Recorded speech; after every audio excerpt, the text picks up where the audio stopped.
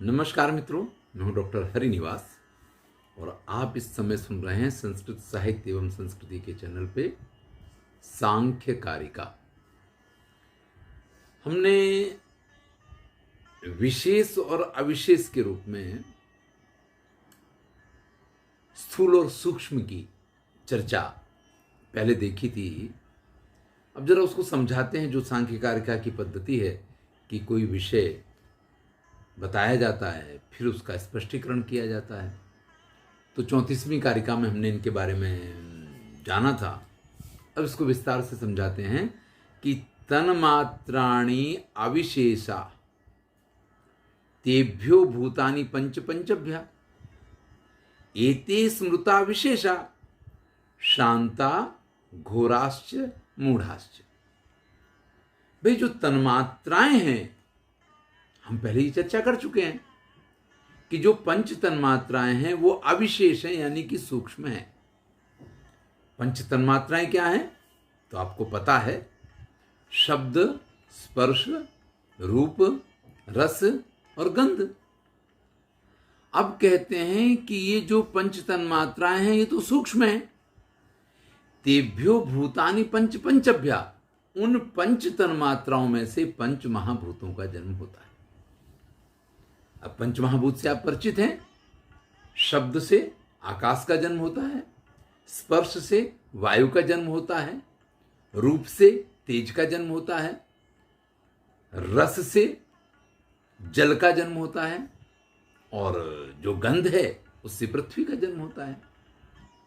तो ये जो पंच तन्मात्राएं हैं वो तो सूक्ष्म हैं, लेकिन उनसे जो पंच महाभूत जन्म लेते हैं, एते स्मृता विशेषा, ये विशेष है, यानी ये स्थूल है। अब चूंकि 3 प्रकार के सतोगुण, रजोगुण, तमोगुण 3 प्रकार के गुण होते हैं, उनके साथ मिलकर के इनके स्वभाव शांत, घोर और मूढ़ 3 प्रकार के हो जाते हैं।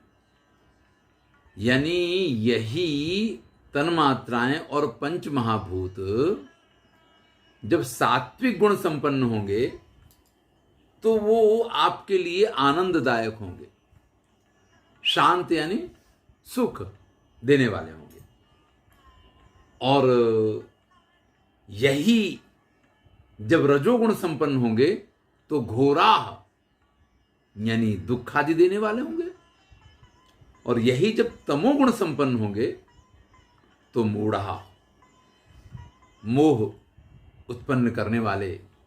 एक उदाहरण से आपको इस चीज को समझाते हैं कि जैसे आकाश है, किसी दिन जब वो आकाश घनाच्छन्न बादलों से घिरा हुआ हो, संस्कृत में जिसको दुर्दिन कहते हैं, ऐसा दिन हो, आप अपने घर के अंदर हों, प्रियतमा के साथ हों, तो वो सुखात्मक हो जाएगा।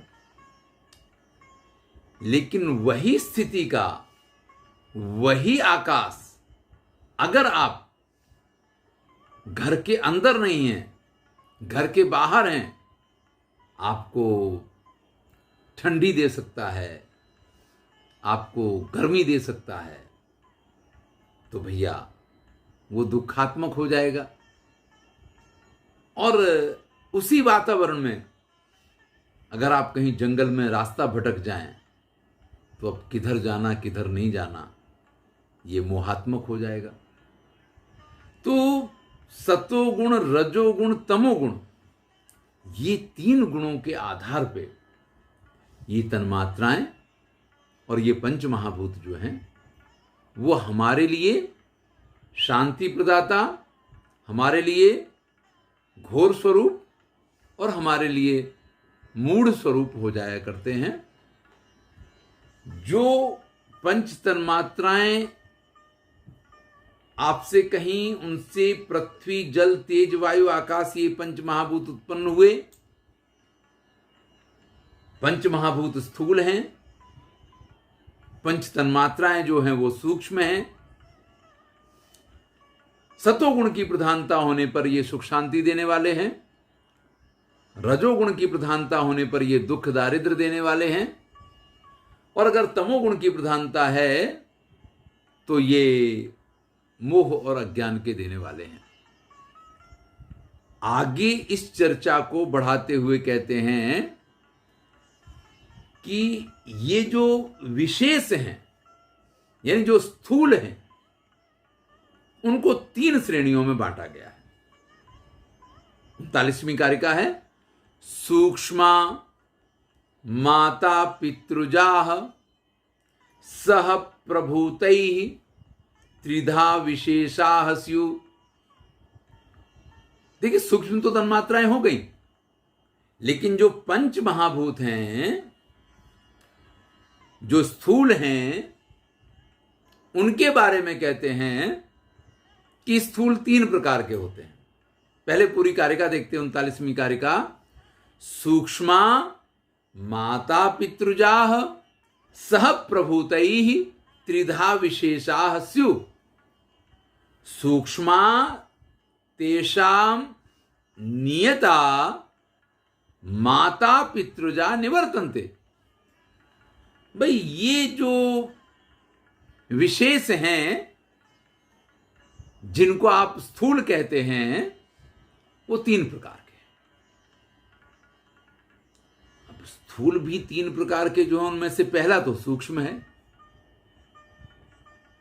दूसरा स्थूल माता पिता के द्वारा जिसका जन्म होता वो शरीर है, और तीसरा विशेष जो है वो पर्वत, वृक्ष, नदी, वन इत्यादि के रूप में आप उसको देख सकते हैं। तो प्रभूत उसको कहा है। तो यहां पे जो स्थूल है, उसके 3 स्वरूप इस संसार में देखने को मिलते हैं। एक सूक्ष्म, जो हमें दिखाई नहीं देता है, लेकिन है वो स्थूल। एक माता पिता के द्वारा जिसका जन्म होता है, जिसको आप इस शरीर के रूप में देख सकते हैं, और एक प्रभूत, जो सर्वत्र पाया जाता है, कहीं पर्वत के रूप में, कहीं किसी पत्थर के रूप में, कहीं किसी वृक्ष के रूप में, कहीं किसी पौधे के रूप में, कहीं किसी घास के रूप में।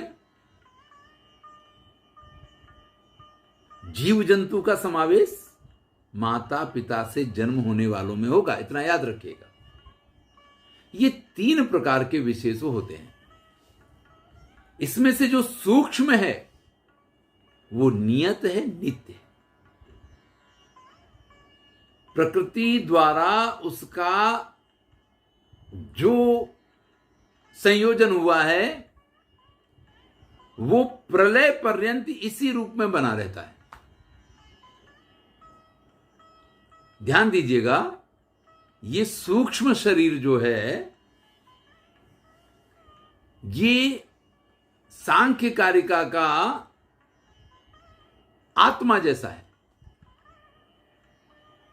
जब आप इसको देखेंगे ना, सांख्य कारिका के पूरे विवेचन को, तो आपको लगेगा कि जैसे न जायते म्रियते वा कदाचित नायम भूत्वा भवितावान भूया अजो नित्यः शाश्वतोयम पुराणो न हन्यते हन्यमाने शरीरे। आत्मा के लिए श्रीमद् भगवद गीता में जो ये विशेषताएं दी गई हैं, यहां सूक्ष्म को इसकी तरीके से नित्य माना गया है। और माता पिता से जन्म लेने वाले या प्रभूत जो हैं, वो निवर्तन्ते, वो नाश हो जाते हैं। अब जरा इसको स्पष्टीकरण के साथ देखें। 39वीं कारिका में कह रहे हैं कि जो विशेष हैं वो 3 प्रकार के होते हैं। एक सूक्ष्म शरीर, एक माता पिता से जिसका जन्म होता है वो शरीर, और एक जो है हम जिसको पेड़ पौधे, नदी, वन, पर्वत के रूप में देखते हैं वो। ये 3 प्रकार की सृष्टि यहां पे आप समझ सकते हैं। इसमें से जो सूक्ष्म शरीर है वो नित्य है, वो नाशवान नहीं है। लेकिन माता पिता के द्वारा जिस शरीर का जन्म होता है या जो पेड़ पौधे नदी वन पर्वत हैं, ये समय के साथ निवर्तनते यानी कि नाशवान है। अब ये सूक्ष्म शरीर क्या है, इसकी संरचना कैसे होती है, इस पूरी चर्चा को समझाते हुए कहते हैं, पूर्वोत्पन्नम असक्त नियतम महदादि सूक्ष्म पर्यंतम संसरति निरुपभोग भावई अधिवासितम लिंगम। इस सूक्ष्म शरीर को लिंग शरीर भी कहा है। मैंने कहा कि आप इसको आत्मा के रूप में अगर देखते हैं तो ये आपके लिए इसको समझना बड़ा सरल हो जाएगा। ये इसको पूर्वोत्पन्न कहा है, यानी आप जिस शरीर के अंदर विद्यमान हैं, इस शरीर से अगर सूक्ष्म शरीर या लिंग शरीर के बारे में कुछ जानना चाहते हैं तो ये आपके सामने की घटना नहीं है, ये पूर्वोत्पन्न है। जब प्रकृति और पुरुष का मिलन हुआ है, उसी समय प्रकृति के साथ जिन महदादि तत्वों का विवेचन हुआ, तो उन महदादि 18 तत्वों से इस सूक्ष्म शरीर की संरचना हुई। और ये इतना विशिष्ट है कि ये पत्थर में भी प्रवेश कर सकता है, वृक्ष में भी प्रवेश कर सकता है, और माता पिता से जिसका जन्म होता है उस शरीर में भी ये प्रवेश कर सकता है। संसरति, सभी जगह इसकी गति है, और भावों से ये अधिवासित है। 8 प्रकार की भावनाएं कही गई हैं, उनसे ये अधिवासित है। तो भैया ये सूक्ष्म शरीर किन 18 तत्वों से बनता है, पहले उसको जान लेते हैं। तो कहते हैं महत अहंकार, एकादश इंद्रिय, यानी जिनको आप 13 3 तन्मात्राएं और 5 ज्ञानेंद्रिय 5 कर्मेंद्रिय के रूप में जानते हैं, 13 ये और 5 तन्मात्राएं। ऐसे इन 18 के मिश्रण से इस सूक्ष्म शरीर की संरचना होती है, और ये भावों से अधिवासित है। वो भाव कौन कौन से हैं? तो धर्म अधर्म, ज्ञान अज्ञान, राग वैराग्य, ऐश्वर्य और अनैश्वर्य, इन 8 प्रकार के भावों से अधिवासित है। अब इन भावों से युक्त होकर के ये सूक्ष्म शरीर, सूक्ष्म कैसा है? आप उसको देख तो नहीं सकते हैं क्योंकि सूक्ष्म है। जैसे जब कोई व्यक्ति मरता है तो उसके शरीर में से आत्मा निकलती है, वो दिखाई नहीं देती है। उसी प्रकार से ये सूक्ष्म शरीर भी गति करता है, और एक शरीर को छोड़ के दूसरे शरीर में ये प्रवेश करता रहता है। अभी ये क्यों गति करता है, कैसे गति करता है, एक शरीर को क्यों छोड़ता है, दूसरे शरीर में कैसे जाता है, ये सारी चर्चा हम बाद में करेंगे।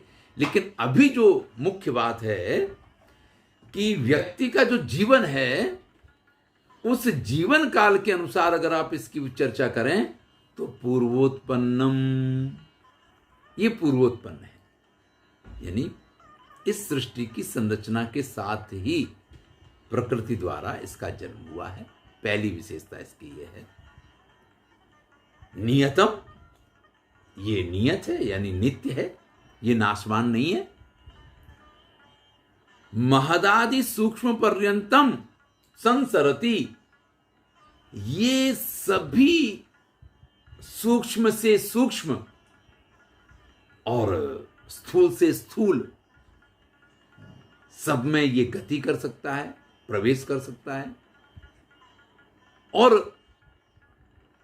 भावई अधिवासितम, भावों से अधिवासित होकर के ये इस सृष्टि में अपने कार्य को करता है। ऐसा ये सूक्ष्म शरीर होता है। चलिए, 40 कारिकाएं यहां पूरी हुई हैं। ये जो सूक्ष्म शरीर है, जिसको आप लिंग शरीर के नाम से भी जानेंगे, मैंने कहा कि जो वेदांत वगैरह में आत्मा है, श्रीमद् भगवद गीता में जिसको आत्मा कहा गया है, उसी का एक स्वरूप है, ऐसा स्पष्ट प्रतीत होता है। इसकी विस्तृत चर्चा हम अगले वीडियो में करेंगे। मैं हूं डॉक्टर हरिनिवास। सांख्य कारिका चल रहा है, आनंद लीजिए। अच्छा लगे तो चैनल को सब्सक्राइब कर लीजिए, मित्रों के साथ शेयर कीजिए। पुनः आप सबका धन्यवाद।